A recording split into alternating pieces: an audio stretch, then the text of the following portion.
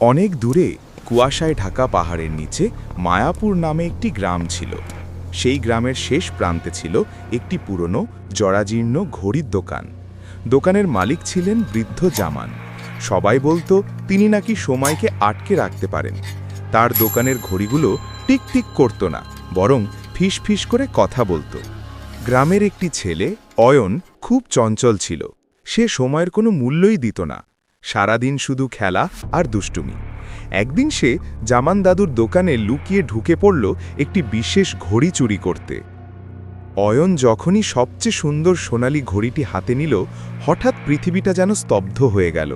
ঘড়ির কাঁটা উল্টো দিকে ঘুরতে শুরু করল। অয়ন দেখল সে হঠাৎ বৃদ্ধ হয়ে গেছে, তার হাতে সময় নেই এবং সে একা।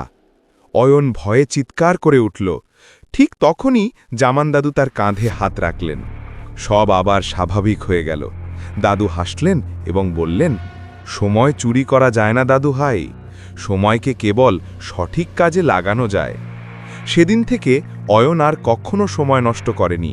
সে বুঝেছিল প্রতিটি মুহূর্তই এক একটি জাদুকরী উপহার।